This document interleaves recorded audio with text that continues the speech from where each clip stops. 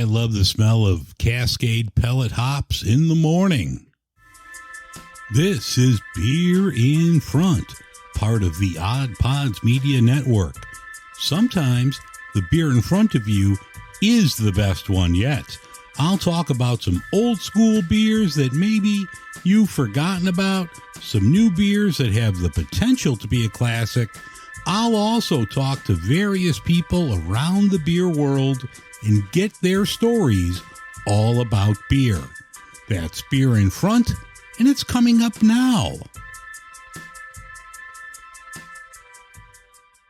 Welcome to the October 9th edition, episode 181 of Beer in Front.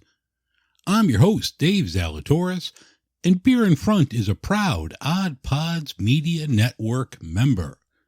On today's show, I talked to Julia Herz, who is the executive director of the American Homebrewers Association. Julia was kind enough to send over a kit from the association, and I brewed it this week as well. I started brewing beer 20 years ago, back in 2003, and for a long time I did it on my own. For a long while I brewed beer with my best friend Ben. We had the whole setup. We went kegs, all grain, we did it. Some beers were good, some not so good, but we always had a blast doing it. My mother listens to the show. We had a lighter, it was a wheat beer recipe with apricot that we liked, people liked. We had it ready for Mother's Day. Ben and his family had a big brunch in their backyard, and I was there with my mother, and we gave her one of our apricot beers. My mother sips it, has a look of disgust, and says, "I can't drink this shit." So if we ever made that beer again, we were going to call it that shit. So Mom, I'm going to make another apricot beer, and you could blame Julia over at the American Homebrewers Association. I also talked to my friend Mark Strong from the Syracuse area this week. We had some killer beers from Suarez Family Brewing. That episode's going to come out next week. I'm grateful for everyone that listens here. You watch my silly clips over on YouTube and TikTok. Last week I had some Halloween candy. So if you're old school like me and you like the old peanut butter kisses, check out the YouTube, check out TikTok. And also, I don't know how, I get like emails with podcast stats and things like that, but I'm number 2 in the craft category in Romania. If you listen to me in Romania, get a hold of me. What's the beer scene like there? I want to know.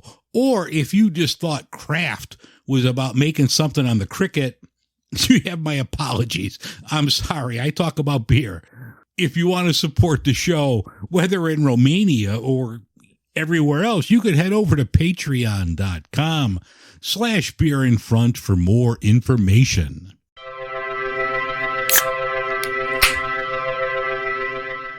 In beer news this week, there is a good article on Brewbound from Jess Infante, who appeared on the Pizza Show earlier in the year. It stated that draft beer sales had stalled to 2021 levels when, at that time, many places weren't even open, or if they were, they weren't at full capacity. The director of beverage strategy from Buffalo Wild Wings was saying that the stovepipe or the 19.2-ounce cans was a reason for the decline, and he also noted that the amount of handles that they have for draft beer is declining, and those might be replaced with handles for ready-to-drink cocktails. Voodoo Ranger is adding to its hard tea line with the raspberry pop one and a type of Arnold Palmer, a half tea, half lemonade version. The judge in the Stone lawsuit against Keystone for violating their trademark denied a request for a retrial, so Molson Coors is on the hook for $56 million. Sad news in Chicago. Metropolitan filed for Chapter 11 bankruptcy last week, according to their social media feed, this is the reorganization type of bankruptcy. They plan on staying open. Their tap room is one of the best around. So if you get a chance, definitely head over to Metro, grab yourself a great beer. You'll enjoy yourself. That room is second to none.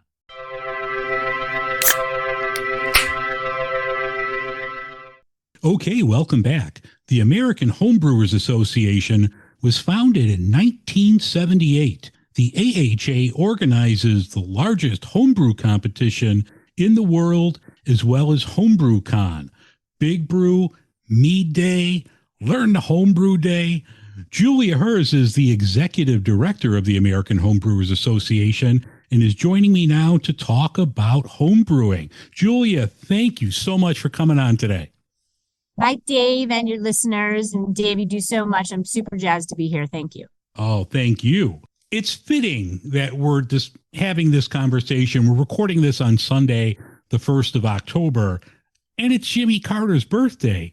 Jimmy Carter is probably one of the reasons we're here today, who passed H.R. 1337 in 1978, and the law went into effect in 1979. How did this law that probably no one thought of at the time lead us down this long road to ruin that we have now? I mean, it is a great, sordid, wonderful journey, and it's serendipitous also separately, frankly, definitely separately in 1978. Charlie Papazian, my predecessor and still around and mentoring and coaching and inspiring many, was starting the American Homebrewers Association that same very year. But with Jimmy Carter, President Jimmy Carter, who is still around with us, although maybe not that much longer. That's why it's significant to ask about him and talk about him on his birthday.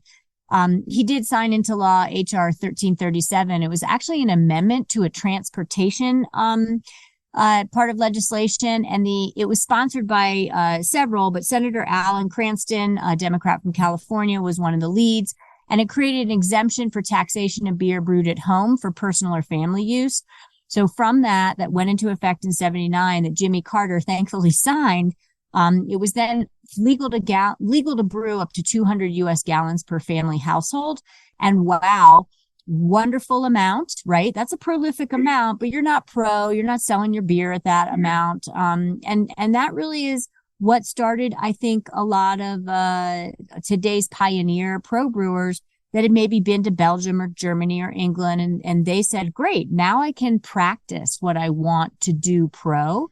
And then things bring us fast forward to 2023. The American Homebrewers Association has inspired millions and had, tens of thousands of members. And the homebrewing hobby, literally today as we know it, helped create the independent craft beer movement and frankly, the full flavored beer movement worldwide. Your resume, Julia, is impressive. Like when you put your resume out, there's no double spacing. In addition to being the executive director of the AHA, you co-wrote the great book, Beer Pairing, which I personally own and highly recommend to those that are listening. The craftbeer.com beer and food guide, a co-host of Sense of Beer Style, and I'm just getting warmed up. You're a certified beer judge, an advanced Cicerone, an award-winning homebrewer. You've been on NPR, Closing Bell, Fox, Food Network, and Good Morning America. How do you keep that all straight? Well, I've had an amazing career that's still going. And just like everyone that's alive and well, my journey is still unfolding. Yeah. So thank you, Dave, for those accolades. But that is my body of work. And I'm ever looking to learn more. I think certification and educational programs have really helped my beer prowess and awareness as a beer judge. You mentioned BJCP, which the American Homebrewers Association, frankly, helped found in 1985. I've been a BJCP judge since the beginning of my beer journey in my 20s, at least studying for it, and then finally successfully testing. And Cicerone really has helped so much. What Ray Daniels built, he's done a great job. And then my book, Beer Pairing, that I co-authored with Gwen Conley, really helped put into writing what I hoped to learn. And when I came on to the Brewers Association, one iteration of my career before I was the AHA executive director, I had to speak to beer and food, and I felt like all the resources I was looking at were either really squishy or just didn't kind of speak to the depth and the breadth of what I wanted. So Gwen Conley, who's now with Ballast Point, formerly of Lost Abbey, we were writing the book, she was kind of the science mind. I was kind of the People Magazine or USA Today version. And between the two of us, I think Beer Pairing, the Pairing Guide for Pairing Pros, is an amazing book. So I'm glad that you've benefited from it. And then my latest work, Sense of Beer Style, is a podcast that I have with Jeremy Storton of Good Beer Matters. And we're reviewing in each podcast show every one style at a time per show for the Beer Judge Certification Program style guidelines from 2021. So it's a very current body of work that's highlighting the newest version of BJCP beer styles. And all of that, Dave, helps me learn every step of the way. For those that are not aware of the AHA, how does the association not only help us brewing at home, but all beer drinkers? So AHA stands for American Homebrewers Association. As I said, been around since 1978, and it really does help with providing reasons and rewards to brew and learn more about beer and beer style and appreciation. Frankly, you don't have to be a home brewer to be an AHA member. Less than $50 a year. We offer discounts in more than 2,000 plus brewery tap rooms, homebrew shops, bars, and restaurants. And so you automatically have membership that pays for itself if you use the member deals. And then we just have exclusive content that is unsurpassable. We can tap the brightest and the leading, most established beer educators and the new up and coming rising stars. And so the AHA has been at it since the late 70s, helping to advocate. We ensured that homebrewing was legalized in all 50 states after Jimmy Carter did sign into law that it was federally legal. That meant then that each state had to bring it into a legal place. And we still to this day are helping states advance their homebrewing rights and privileges. We recently helped Ohio last year. We have Missouri in the mix. And it's just not a given that each state understands and allows homebrewers who frankly help in so many ways have a halo effect to the positive effects of the culture and the community of any state. It's not a given that homebrewers have the rights to meet and share their brews with each other. So the rights and privileges are really important. And we can help anyone up their game from being a beginner to advanced, just be a better brewer and beer appreciator. Yeah, like you mentioned the deals, and I was a member before, and now thanks to you, I'm a member currently. But even there was a period when I wasn't brewing that I kept up the membership just because you could get 10% off of your tab at certain breweries or restaurants, homebrew shops. I wish I would have known before I signed up to do the beginning level of the Cicerone program that you even have deals on that as well.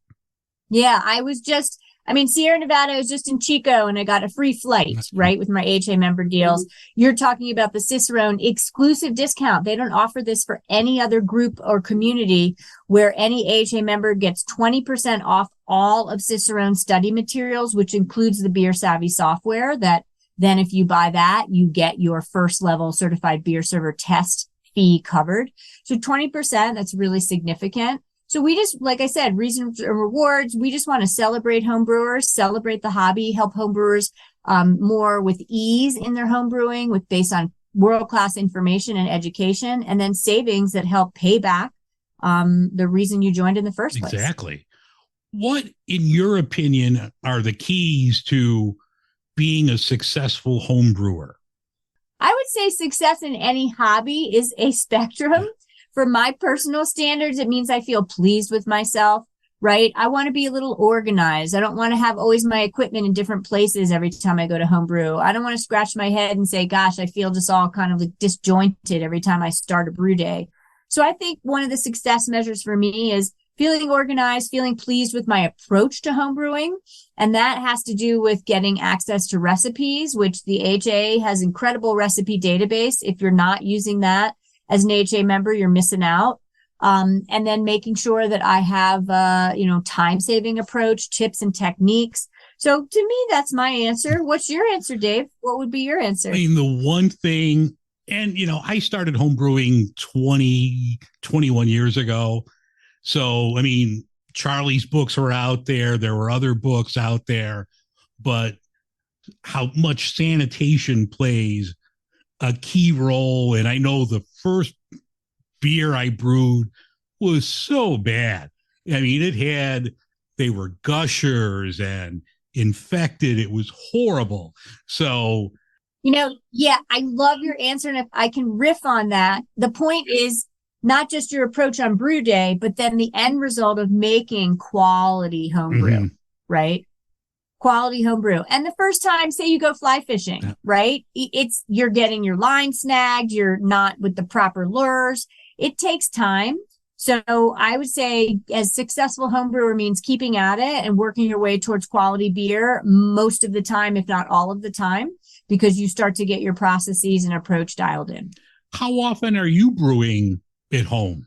I brew every other month, give or take. Sometimes it comes in spurts where I do, 3 batches in a week. And other times I brew and 2 months later. I brew stovetop. I brew in my patio. I also brew in my garage on an electric system. So I have different types of brewing systems that I try too, because I want to be as familiar as possible with what most homebrewers are experiencing. And back to that spectrum concept, some homebrewers are beginners, some are intermediate, and some are very advanced with very advanced equipment. When you're brewing at home, do you have a go-to recipe that you don't even have to look at? You could brew that beer today if I asked you to, or are you always mixing things up? I'm always mixing things up. I'm hard pressed to keep brewing the same thing because I just am so experimental, which is, I should just dial in exactly what I want. And I have a few of those recipes, but I kind of get bored and I want to move on. So that's my answer to that question. Most homebrewers brew on a 5-gallon scale. I used to, back in the day, I used to brew with my friend and we did the 5-gallon batches. We were all grain, we kegged. And for me, I moved, I'm in a smaller apartment now. I just can't do that anymore. So I'm excited about trying these 1-gallon batches. Is it still possible to brew a great beer on a smaller 1-gallon scale? 1,000% yes, Dave. And I personally have brewed 1-gallon batches of beer multiple times. I'm even talking to you right now because I happen to be on a weekend camping trip from my camper, and it has a little in and out stove that's a propane stove. And I have brewed on that propane stove, and it's not a big burner, a 1-gallon batch of beer and put it in a 1-gallon glass carboy. There's nothing more rewarding, no matter if you brew 1, 5, 10 gallons, to have a bubbling carboy of beer in your home. And I'm a big fan of the 1-gallon because, you can brew it. And then if you love it, you can scale it up. If you didn't love it, you can adjust or figure out what you want to adjust. And it wasn't as much investment as the larger batches of beer. Yeah, I'm really excited about the possibilities. If I wanted to just do a basic pale or amber, but try different hops with that or a different yeast, yes, I could do it on a 1-gallon scale. I could even lager now because it's small. I could fit that into the fridge, or I'm not a big fan, but if somebody were to get into this and they wanted to make a pumpkin beer for this time of year and you don't want to commit to roughly 2 cases, doing a 1-gallon batch would be perfect for that. Absolutely. You get it, Dave. And next time we talk, I'm going to ask you how it's going. Mm-hmm.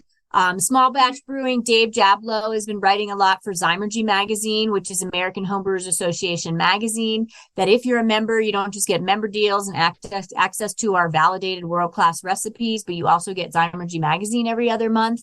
And the content in there does highlight regularly, not just 5-gallon batches of beer. We have learned a homebrew day coming up, which is November 4th, 2023. This is a holiday that's been around since the late 90s, and it celebrates bringing new people into the fold, whether you're an advanced brewer or a brand new brewer. Brewing a 1-gallon batch could be a beautiful new way to learn, or the first time way to learn. And another thing, Dave, when you brew the small amounts, you often are much more easily able to brew stovetop in your home. So think about watching a Sunday football game where you can see the TV from your kitchen.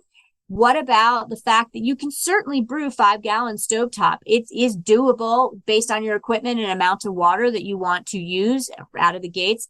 but a 1 gallon batch also allows you to watch a movie or watch football while you're brewing and brew right in your kitchen.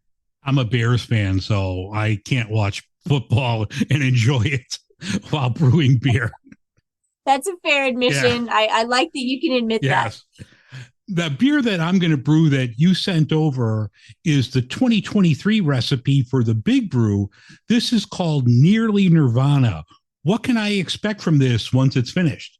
So you're bringing up that the AHA has regular homebrew holidays. And earlier in 2023, we hosted Big Brew, which is the annual holiday for AHA that brings together the most amount of people to brew on the planet all in one day. That's why we call it Big Brew. It's the biggest batch of beer brewed by the same amount of people or the most amount of people.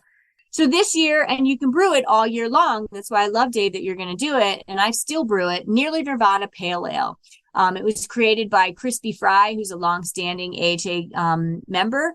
And he, over 90 times, worked to perfect Sierra Nevada Pale Ale. So Nearly Nirvana is a clone recipe, clone meaning kind of reproducing it on the home level. And I brewed it multiple times. It is a glorious producing recipe. We also produce labels that you can literally just print out. So we have the graphic for you. And it is a super clean beer, really fun. And then if you are an AHA member, you can literally watch a live Zymergy webinar that will take you through that recipe with Ken Grossman, who founded Sierra Nevada Brewing Company, and Crispy Fry, who created the recipe for you. Oh, that's awesome. I think when I'm done, then maybe for that episode, I'll have to have a Sierra Nevada Pale Ale as well with the Nearly Nirvana. I'm looking forward to it because I'm a big Pale Ale fan. The book that you wrote with Gwen, the Beer Pairing, how did that come about?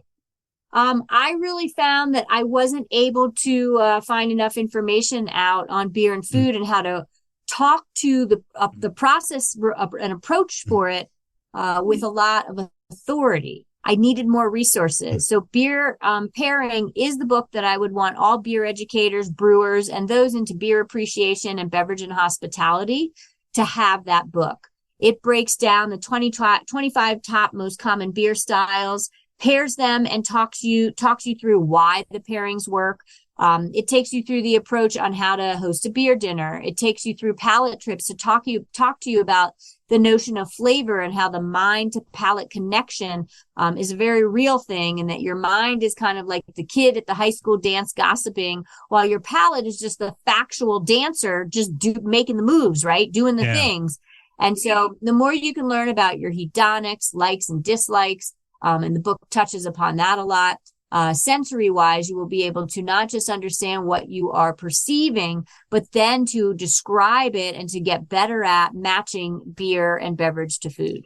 When you were writing the book, were there any surprises? Like, was there something you thought like, oh, this beer would not go with this, but then once you wrote the book, you were like, oh, wow, this is amazing. Yeah, 1,000%. Because when you have a co-author, you're influencing each other. My surprise pairing for Gwen was basically a Flanders Red Ale, which is a Belgian ale with kind of brown base influence and flavors that is really acidic. Think more vinegar influence, but a very complex and sessionable beer. And I paired it with lentil soup, and it is a total home run. It pops out and potentiates the umami in the lentil soup from the lentils. It brings out and really bridges to kind of the more rustic base of the soup with the carrot base. I don't know. I could go on and on about that. And Gwen did one-upmanship because she turned me on to Hefeweizen with tomato soup. And tell me any type of pairing, and I'll usually try to be open-minded, but once I try it, it's not always going to be a home run, right? Well, Gwen's Hefe and tomato soup, and both what I just talked about are featured in the book, are home runs, and there's many, many reasons why. I'm going to have to try that now. I'm going to have to try that. Yes. You've forgotten more about beer than I will ever know. What are some of your favorite, like, commercially available beers that usually have a spot in your beer fridge? Well, I gotta say, if you think about craft beer, there's a strata, right? There's kind of the local brewery tap room. There's the local brew pubs that are restaurants and smaller producing most of the time.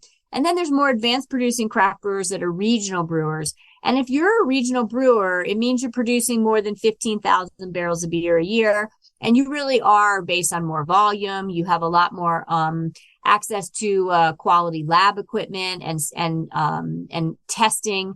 And so most regional craft brewers that are independent, and the Brewers Association has the list, or go to craftbeer.com, they are very reliable.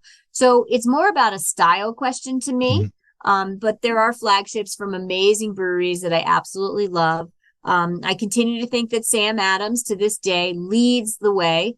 And you look at Great American Beer Festival winners, for example, and I was just a judge for 3 days in October in Denver, 12th time judging at Great American Beer Festival. If you really want quality, and I'll be seeking out after each GABF, and we see the awards list, I'll be seeking out those breweries to put them in my fridge. So depending on the year, I'm going after everything from this time of year. I've been drinking a lot of Oktoberfests, right? Firestone Walker, Bell's Brewing, Sam Adams, Left Hand Brewing. I've been coming across so many Oktoberfests, and those are all regional craft brewers.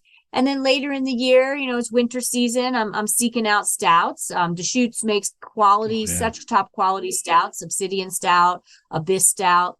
So it really, to me, is about keeping an even mix in my fridge of really locally produced beer. So I support the mom and pops that are the smallest of the small and the innovation that they bring to the table. And then always having some mainstay regional craft brewers in my fridge too. And I rotate my way through them. That way I'm always pleasantly surprised and continuing to be turned on to new beers, or reminded how standalone, mainstay flagship beers continue to deliver. From your area, what are the local mom and pop or the really small independent craft brewers that you love and you think more people should know about? Sure. Well, I live in a great little town called Lyons, Colorado. So it's a great example of an answer to your question. My town is less than 2,000 people, Dave, and we're at the foothills of the Rocky Mountains below Estes Park. We're north of Boulder, Colorado, and south of Fort Collins, Colorado. And we have 2 breweries. One, Oscar Blues, is not the smallest of the small. They started in Lyons. Oscar Blues, that is now part of the Canarchy Collective. And still to this day, I have in my fridge Mama Little Yellow Pilsner. It's an amazing beer. And that started in Lyons. And then down the street from me, 5 minutes and frankly a minute walk, a stone's throw practically from Oscar Blues, is Mainstage Brewing. Mainstage Brewing was started by Sam Scrubby and a few partners, and Sam was a former brewer at Upslope Brewing, which is a regional craft brewer. And this is just a really super small brewery right at the end of Main Street, and they are making incredible beers. So if you're in Lyons, definitely don't miss going to the original Oscar Blues, and then also absolutely don't skip going to Mainstage. And then any little town or big town that I go into, I try to do both. I try to go to the regional, and then I'll try to go to the local hotspot of brewery too. You or maybe they don't even tell you, but are your friends, are they intimidated by you if they were bringing beer over to a dinner, or are they just like, I'll just let Julia pick out the beer? Well, it's funny because every time people invite me over, I always have a lot of beer from whatever reasons. And so I will say, don't need to buy beer. I will be bringing it. And then yet I don't want to dominate based on, taste or flavor preference for the host. So if anyone is ever intimidated, and I certainly do get that, I talk them off the ledge very quickly because I am anything but intimidating. And I just want to talk to people about what they like. Mm-hmm. So if that approach makes sense to you, it really pretty quickly short circuits their intimidation factor when I'm like, hey, I'm here to talk about what you like. Yeah. And if I brought beer and you don't like it, let's talk about why.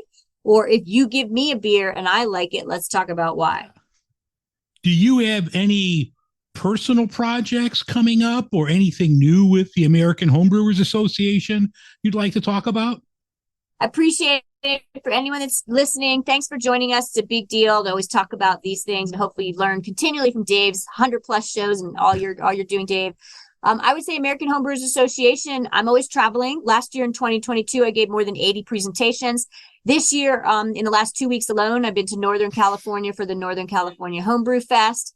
Then I went to Great American Beer Festival for 6 days. And then I just got back from Montana in Missoula at the Montana Brewers Guild Summit, where I did present to them, and it was engaged and had to do with homebrewing as well. So I would say I'm just always looking to talk with folks about homebrewing on homebrewersassociation.org, which is our main website. If you are wanting a talk, I will beam in virtually, or for bigger events, fly out. So just apply, request a speaker of me or our AHA committee, because we have a committee of volunteer leaders that give their time. And so there's always something new in the cooker. The AHA itself continues to evolve.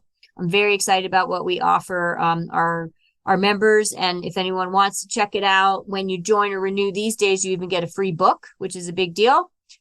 So I would say projects just come and go week by week, and the travel to me and going to different markets to learn about what's going on with the homebrewers and the homebrew shops in those markets is always the top of mind priority to me. Like the one thing, and I'm so glad, you agreed to do this, and, we're like emailing, and you hooked me up with the membership for the AHA. But the more I started thinking about this and looking at the website for different recipes, like one of the things that I had in the back of my mind for like future down the road, certain beers that are no longer with us, like I could do a clone of a Pete's Wicked Ale, yes, or something like Anchor Steam that is no longer with us. Hopefully they come back, but like I always love the Anchor Porter.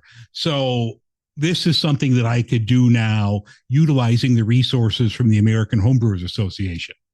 Dave, you totally nailed it. I think of beer as living liquid history. And when a beer comes and goes from a brewery that's not making it anymore, it's kind of like, say, pretend, unfortunately, maybe somebody's grandmother passed away, but then they go to that holiday gathering and bring her lasagna from her very recipe. It keeps her around in that way. And it's probably really good because she made it for so many years. So that's the same thing. You can brew any beer at any time. You can brew year round. This is not wine. It's a little different. You could brew wine, year round too, but not if you're using grapes freshly harvested. But beer can be brewed year round, and you can use recipes from anyone you know.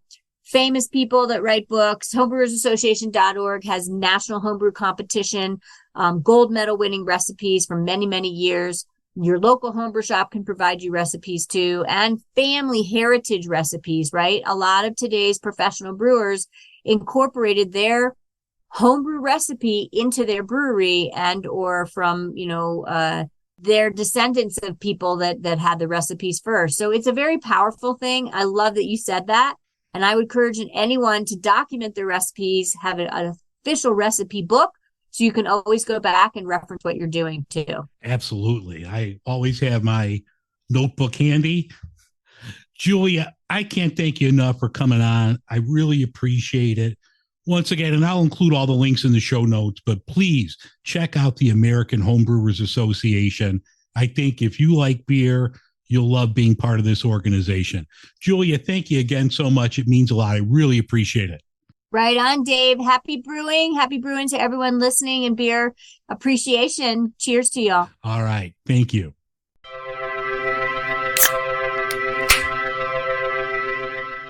Hey, I'm Pantsless Aaron. This is Stevie. And I'm Augie. And we are BFYTW, a podcast all about playing games and having fun. Our games are usually based on British panel shows and game shows, but we'll play anything that captures our attention and imagination.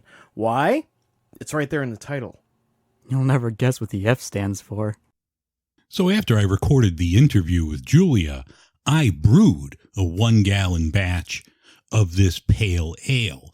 So brew day went well.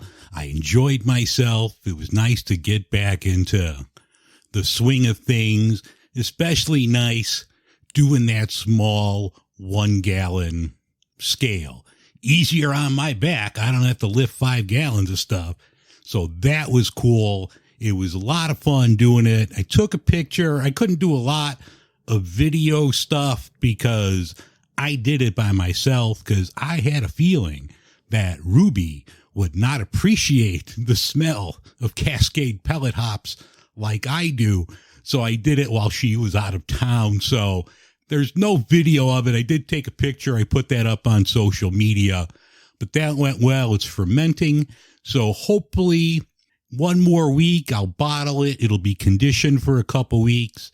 So in about 3 weeks, I'll have the beer that I brewed, and I'm going to compare it to the Sierra Nevadas Pale Ale. Until last year or so, I used to have a segment on the show where I talked about some of the beers that I had during the week. I've gotten away from that since I started putting more stuff up on YouTube. With my back bugging me, the meds I'm on now, I'm kind of dialing back my beer consumption a little bit. And the other day, I was going to have my one for the day. And I said to myself, and just enjoy the damn beer. You don't have to take a video every time you have a beer. Well, as soon as I had my first sip of Spider Bride from Old Irving, I wish I could have talked about that on video. It was that good. It was a black IPA, which I love, 6.9%. It had Citra, Mosaic, and Centennial hops. This made me wish it was 2014 again, and black IPAs were everywhere. I picked up a hint of smokiness from the malt. I thought it was excellent. So if you're in the Chicago area, keep an eye out for Spider Bride from Old Irving. Another one that I had, courtesy of my friends Dan and Jinx, they dropped off Staghorn, the Oktoberfest from New Glarus. This was a Marzen style, and that was excellent.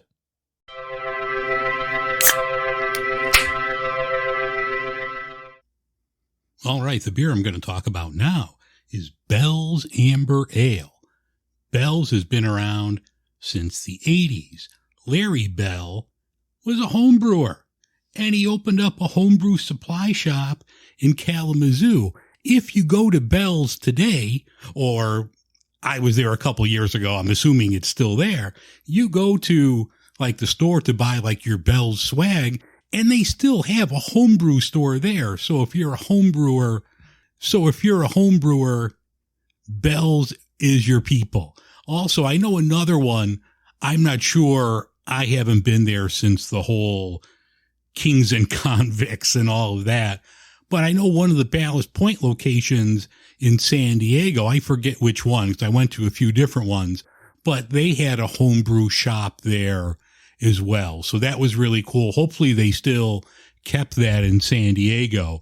But Bell's Amber is such a great beer. It's 5.8% alcohol by volume, has 32 IBUs on it. They use their own house ale yeast. According to the flavor profile, there's caramel and toasted malts, clean bitterness, herbal and citrusy hop aromas. So let's crack open the Bell's Amber Ale.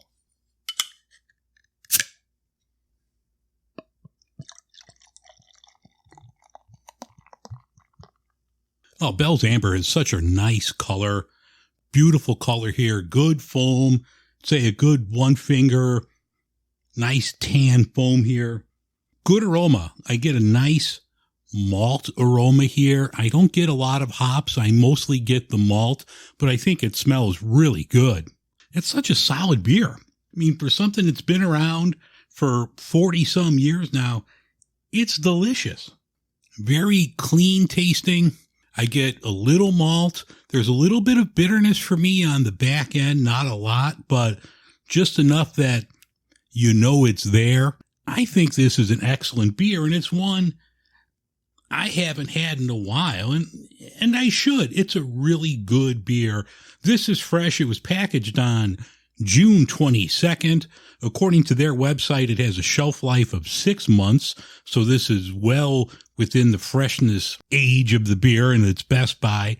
It's just a really good beer. I read on their website just this week that as part of the merge with New Belgium and all of that, that they're now available in all 50 states. So hopefully you can get a Bell's Amber anywhere in the country. It's a great beer. You kind of forget about it because everyone wants the next hazy little voodoo ranger type thing, but don't sleep on Bell's Amber. It's a great beer. Larry Bell got his start as a home brewer. This was one of the first ones. So Bell's Amber Ale is a rock solid beer. Put it in the cart.